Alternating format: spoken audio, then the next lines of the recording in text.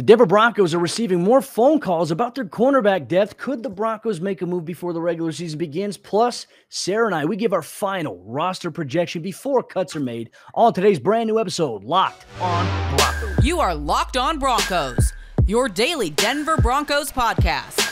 Part of the Locked On Podcast Network. Your team every day.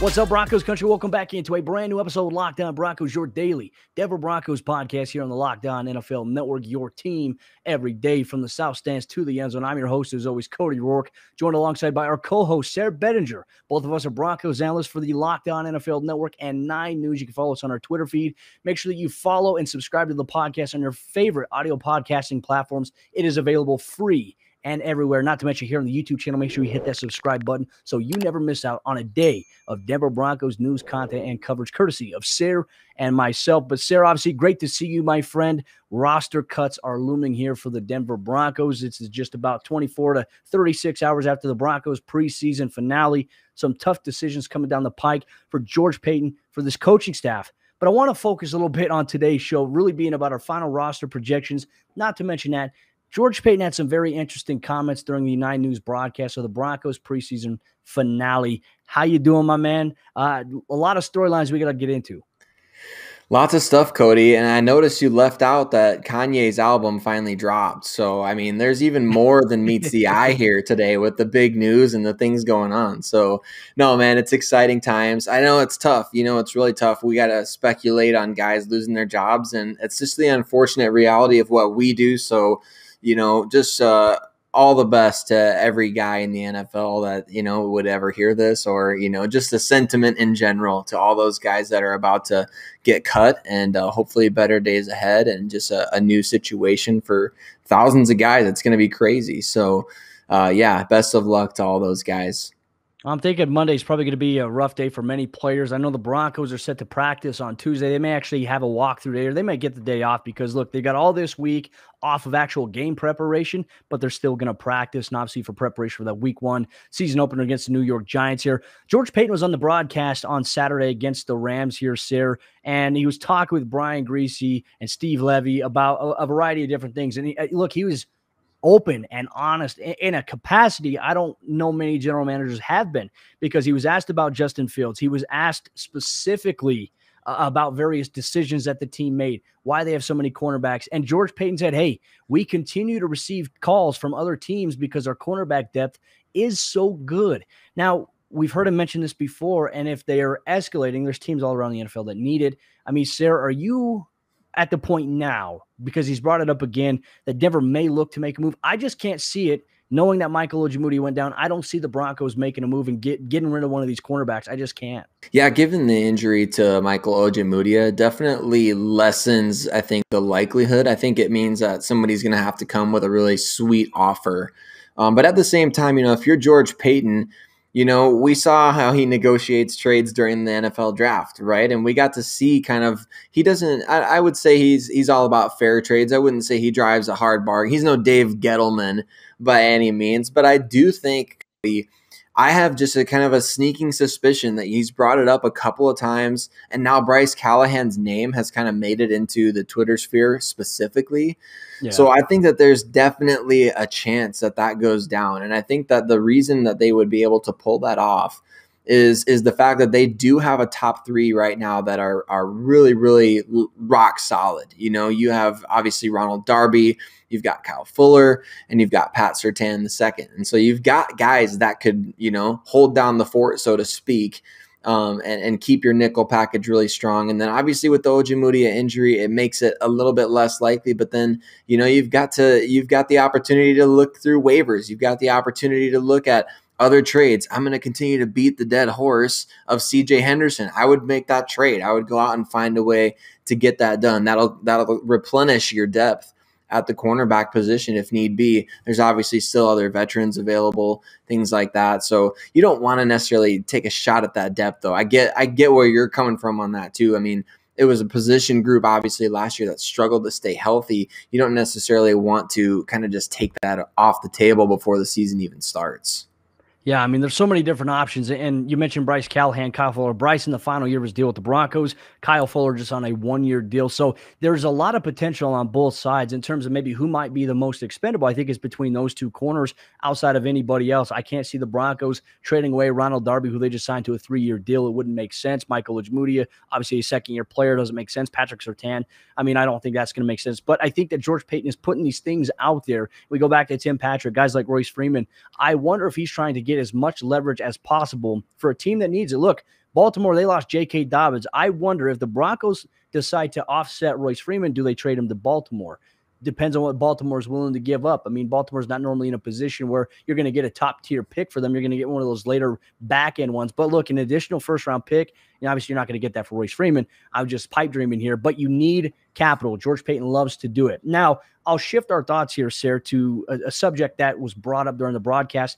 And I think it was interesting to note. I don't like to read into things too much, but I've always thought that Vic Fangio, if the defense is playing well, I feel like he'd be safe if the defense is dominating. But if the offense struggles, I feel like the pressure would be on Pat Shurmur. George Paton had said it in the broadcast that the Broncos need to get off to a hot start. And it's not sounding like he wants them to. He said, we need to get off to a hot start because Vic has 0 for 7, if I'm not mistaken, in 2 years in the month of September alone.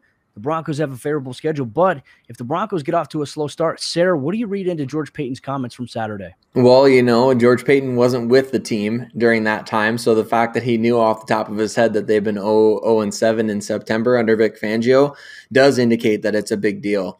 And it is a big deal. You can't expect to do anything in this league if you don't at least start decent. I mean, and the Broncos' schedule to start this season, anything worse than 2-1 would be a little embarrassing, given the way that we've been talking up the defense, given the way that we've been talking up the roster, given the fact that you just moved on from Drew Lock in favor of Teddy Bridgewater.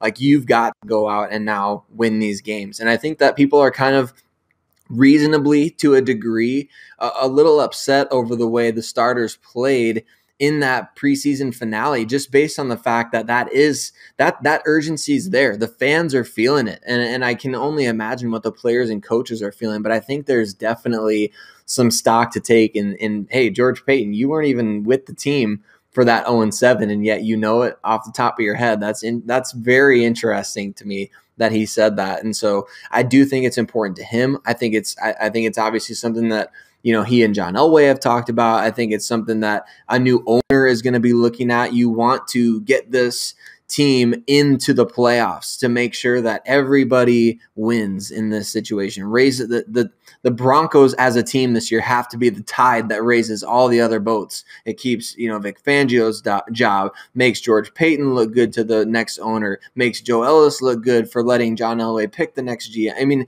everybody wins if the Broncos are winning. And so I think what George Paton said looms large. I do agree with you there. There's a lot of things to read into.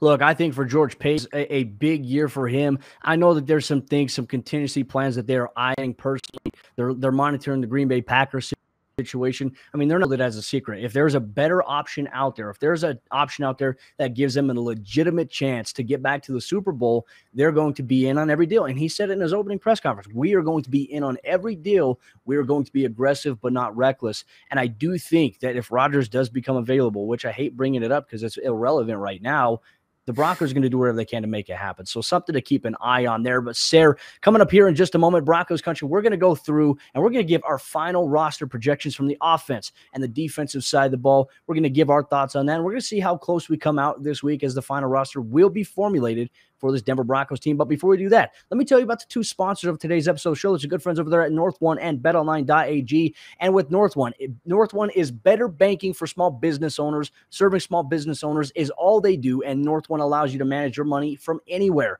Whether you're at home or you're on the go, everything you need to manage your business finances is at your fingertips. You never step foot in a bank branch again. In addition to the features you'd expect, like mobile check deposit, cash withdrawals, and the ability to send and receive ACH and wire payments, North One is an FDIC-insured account that can save you both time and money. North One integrates the accounting software you already use, saving you hours of manual bookkeeping. And with North One's envelope feature, you can automatically budget and save for things like rent, payroll, taxes, and more. And with North One, you'll never pay overdraft or NSF fees again, saving you hundreds of dollars per month. To get started, visit apply.northone.com/lockedon, apply.northone.com/lockedon. That's apply.northone.com/lockedon.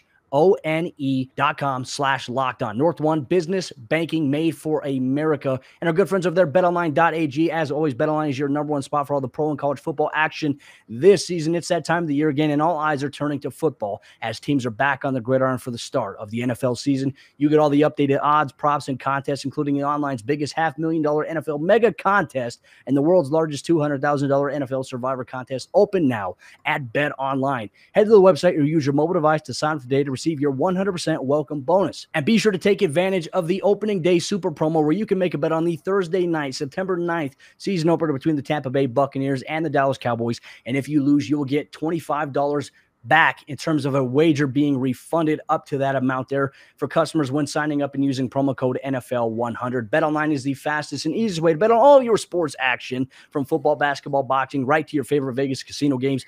They have you covered. Take advantage today. BetOnline, your online sportsbook experts. All right, Sayre, let's get into our roster projection. Let's start off on the offensive side of the ball, my friend, because I think this is the one where we don't have as many questions, maybe outside of one or two spots on a certain position at a skill player set there. But let's start off with quarterback. 2 players or 3 players? Where do you think that they go? Drew Lock, Teddy Bridgewater? Yeah. Do you see Brett Rippon? I don't. I just don't think there's room on the rest of the roster. You know, we talked after the Rams game, you know, about special teams in particular. Well, Brett Rippon's not helping you on special teams. And if Brett Rippon needs to play, you're probably in a bad position anyway. So my guess is as valuable as Rippon has been to the team, you've got to try to sneak him onto the practice squad. And if you can't, I could see Nick Foles becoming a Denver Bronco in a few days, Cody. I don't know if he's going to stick with Chicago. And if he doesn't, he has history with Pat Shurmur.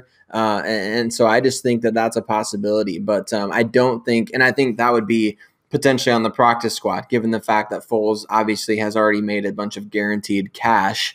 And if he gets cut, it's not like he's going to lose a ton of money. So practice squad possibility, I don't know. We'll see. Brett Rippon, if he gets picked up by another team, wish him well. But at the same time, I think that the Broncos are pretty solid with 2 QBs. Yeah, and there's 2 guys there. The only thing I'll throw in there is just that the NFL is still in a COVID year. I think that's the biggest hang-up on maybe what the Broncos decide to do.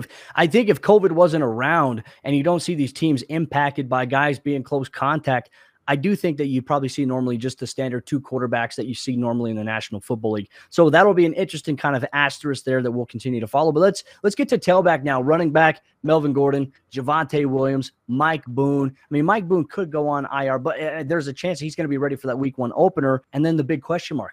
Do you keep Royce Freeman? I know you and I talked about it post-game. Maybe you still trade Royce Freeman. Maybe you keep Demaria Crockett on the roster as your 4th running back. I think he's had a really great preseason, and I don't think that the Broncos want to necessarily let him go, but he could be one of those guys that gets cut and then brought back onto the practice squad. Where are you going here with tailback? I would love to see them stick with 3 here, Cody, and that all depends on Mike Boone's health. So if Mike Boone is going to be ready to go for week 1, and that would require a little bit of projecting, but if Mike Boone is going to be ready for week 1, I think that you still try to trade Royce Freeman. I don't think his value is going to get any higher. You know, as the season goes along, you're not going to use him. You've already, Vic Fangio spent all off season talking about the 3 running backs that they have. And none of those times that he talked about the 3 running backs the Broncos have did he bring up Royce Freeman's name. So I think we saw some solid stuff from Royce in the preseason. I think what he's put on tape as a player in his first 3 NFL seasons is good enough to warrant some interest from other teams. I would still trade Royce. And then if you need a running back, I would just bring a guy up off the practice squad. You can do that for 2 players every week. So I don't see any reason why you keep 4 other than if you're really worried about Mike Boone. But Melvin Gordon looks healthy. Javonte Williams looks healthy. You're probably not going to use Royce in week 1 anyway. So if you need to, use somebody else out. Use KJ Hamler out of the backfield. Get creative. You know what I'm saying? So I just don't think there's enough roster spots, Cody. And I understand. I would completely not be surprised if they kept Royce Freeman on the active roster. I just think, man, you got to strike while that iron is hot, get him to another situation, get him to another team, let him thrive there, and go with your 3 guys. Tight end, do you think they're going to keep 4 here? I mean, I believe that they will, just because Andrew Beck is at tight end 4, fullback 1 option there. It goes back, and he's a key special teams guy. You have Noah Fant, Albert Okwuegbunam, Eric Saubert, who's obviously a roster lock tight end number 3, and then Andrew Beck there, who can – I mean, you can have essentially all those guys on the field at the same time, depending on what personnel you go in, because Beck can play fullback, and then you have obviously Albert O, Noah Fant, and then Eric Saubert. I think that's a pretty clear-cut what we're going to see here. Yeah, that's kind of a fun idea. Get all those guys on the field at the same time. I like it. And we've seen some really great stuff from Saubert, man. I think that he's due for a breakout. You know, he's kind of I think he came in the same draft class as Garrett Bowles.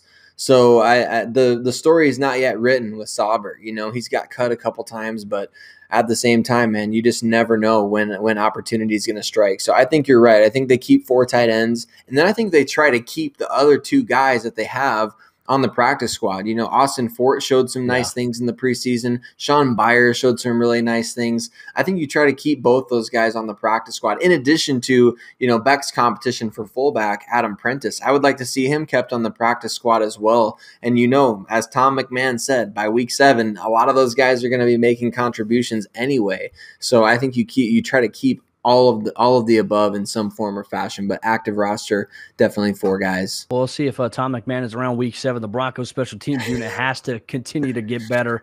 I mean, that we talked about in the postgame is just concerning, the amount of returns that they give up. And Vic did mention in the postgame, he says we have to do a better job coaching it too. So I think the pressure is on Tom McMahon a little bit here. Offensive line, let's go through this here quickly. I think the starters really solidified there in terms of your first string guys. We know Bobby Massey is going to be the right tackle. Calvin Anderson, I imagine they're going to keep him as that both right tackle, left tackle, swing guy. So it allows you kind of one guy for, one roster spot for essentially a guy who can do 2 positions. I think behind you're going to have Quinn Miners at guard, Netani Muti.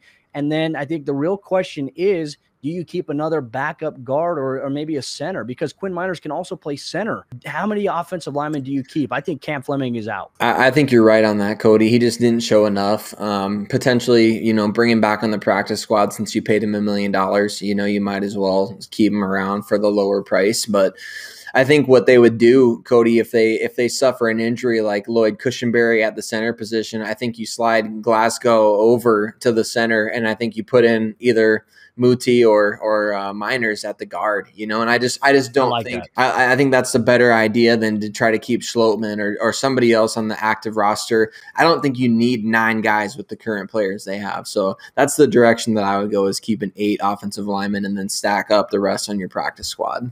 Okay, I agree with that. In Broncos country, we're going to get to the wide receivers and the defensive side of the ball and the specialists coming up here in just a moment, but I got to tell you about the 2 other sponsors of today's episode of the show. That's our good friends over there, DirecTV Stream and Built Bar. And does this sound familiar? You've got one device that lets you catch the game live, another that lets you stream your favorite shows, and you're watching sports highlights on your phone, and you've got your neighbor's best friends log in for the good stuff. Well, I want to tell you about a simple way to get all the entertainment you love without the hassle, and a great way to finally get your TV together. It's called DirecTV Stream, and it brings your live TV and on-demand favorites together like never before, so you can watch your favorite sports shows, movies, and shows in all in one place. That means no more juggling remotes and no need to buy another device ever again. And the best part, there's no annual contract. So get rid of the clutter and the confusion and get your TV together with DirecTV Stream. You can learn more at directtv.com. That's directtv.com. Compatible device required. Content varies by package. Our good friends over there at Built Bar, the best tasting protein bar on the market here today. You can get yourself a box of Built Bar by going to built.com. They have 9 amazing, delicious flavors,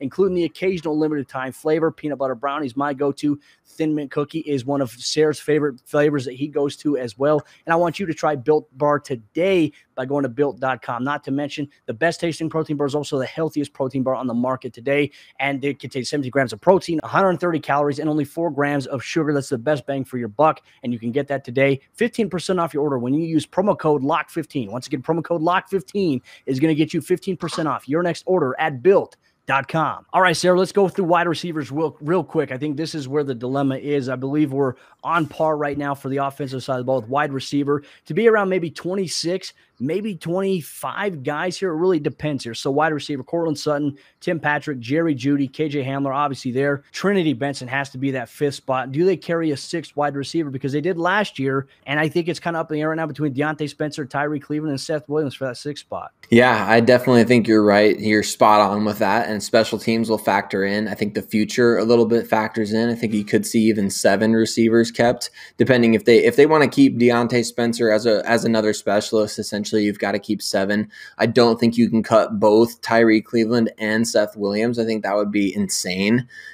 Just because you need somebody that can potentially take over for Tim Patrick that's a role that has really been proven, its worth in gold. Like Tim Patrick last season coming in for Cortland Sutton, that's a role that needs to be filled. And so I just think you can't cut both those guys. So if you keep 6, I would personally go with Seth Williams. As much as I do like Tyree Cleveland, I think he just kind of had a brutal offseason, man. It was just brutal for him. So maybe you can sneak him onto the practice squad. I don't know if you could sneak Seth Williams onto there.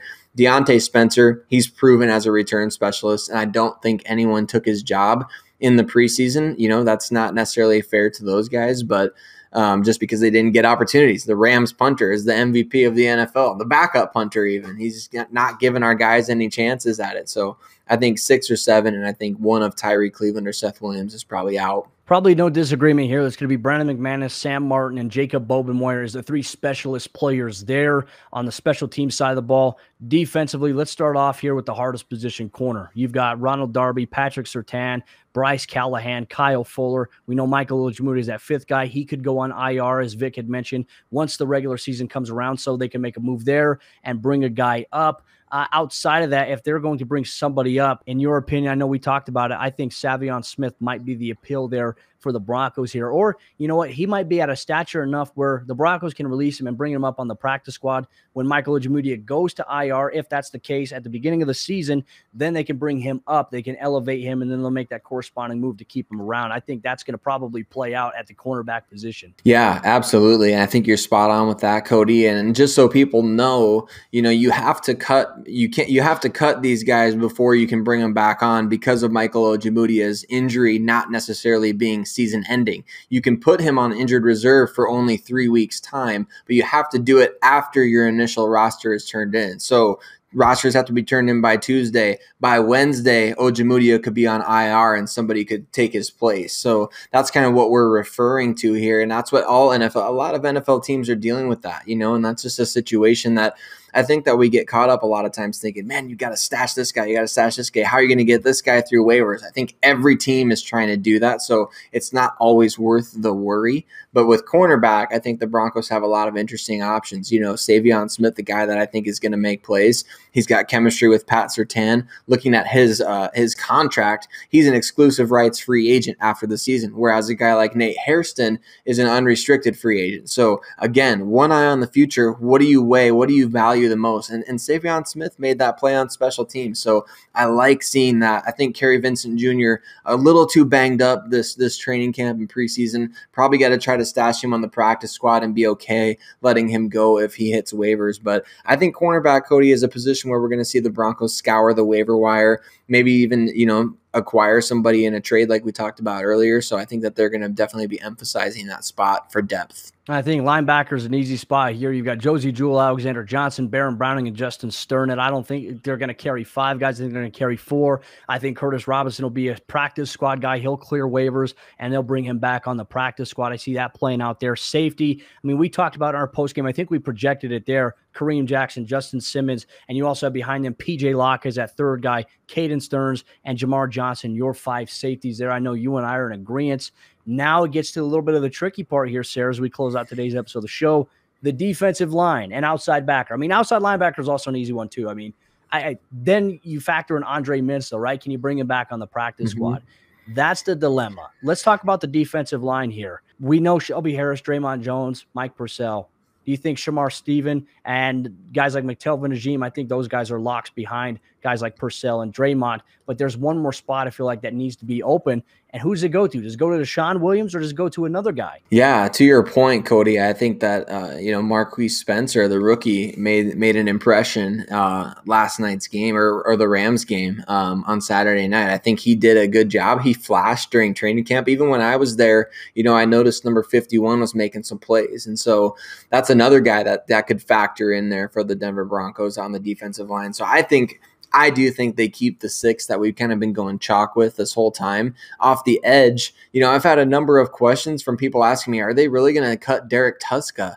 So I don't know. Some people must be seeing some stuff from Tuszka that we haven't quite seen. I was hoping for him to just go ballistic and sack the quarterback a number of times. So maybe the Broncos liked what they saw from him more than what I was potentially hoping for and expecting from Tuszka, who's a talented dude, highly decorated player at North Dakota State. So obviously rooting for him and rooting for Andre Mintz as well, who got a huge guarantee from the Broncos after the draft, certainly bigger than most that John Elway gave out in his 10 years on the job. So I think that there's some competition there, man, and I'm not going to say it's politics, but you got to talk about the money that guys are getting. I mean, money talks. So follow the money with some of these guys and see. In linebacker, I think you're spot on with that as well. That's going to be pretty well chalk. Although I would be interested to see maybe a practice squad veteran there, maybe like a Nathan Gary from Nebraska who played, he's played some big games, played for Philadelphia in the Super Bowl. Maybe somebody like Reuben Foster. Do you take a shot on him coming back from injury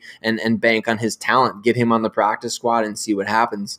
So you never know, but I think that's a spot where you're looking for some practice squad depth as well. So many options there too. And Vic Fangio also, I think, made a great point in his post-game press conference when talking about, are you worried about maybe losing guys off of waivers? And he had said something along the lines of, well, other teams have to make cuts too. If they're going to bring in one of the players that we cut, they have to make cuts as well. So it kind of factors in. And I think that the players that are probably most in danger of being poached off of the Broncos waivers, probably against the teams that they played here in the preseason, the Rams, the Seahawks, the Vikings. They have a multitude of different questions there at various positions. So I'd imagine they'd probably keep their eye on things a little bit more than anybody else. Obviously, the opponents of some of the teams, like division rivals that of the teams that the Broncos played, might be keeping an eye on those game tapes and saying, hey, this guy on this team stood out. Maybe they're going to try to poach him. I think things are actually going to play out well for the Broncos.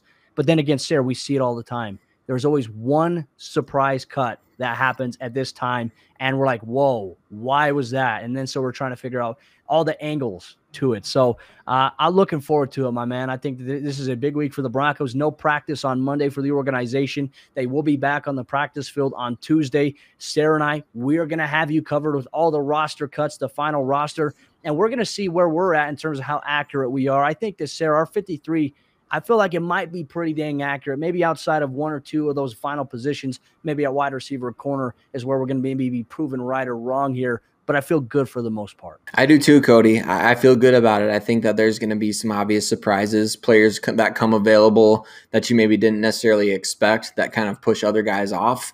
But I think that there's always guys too that were like, man, they couldn't cut that guy and get him to the practice squad. That actually ends up happening. So I just think that those types of things, you kind of come to expect the unexpected. I'm also interested to see league-wide, are we going to get any more big trades? Are we going to see a Deshaun Watson trade? Are we going to see some other stuff go down around the league? Because this is right around the time we saw a number of big trades go down in recent years. And so it's always fun. You don't see a ton of trades in the NFL. So right now, this time of year, is the time to really pay attention. And the fans, we pay attention. We love this time of year. It's that you can't help but be intrigued by player movement in the NFL. It's just, there's nothing like it. The NFL always dominates, Cody, no matter if it's on field or off the field. No, I mean, you're spot on there. In Broncos country, Sayre and I, we're going to have you covered all week long with everything that's going on with the Denver Broncos. So make sure if you want to be able to get into the action, stay locked in. Well, guess what? Hit that subscribe button here, the Locked On Broncos podcast on YouTube. Make sure you follow, subscribe, free and everywhere on your favorite audio podcasting platform.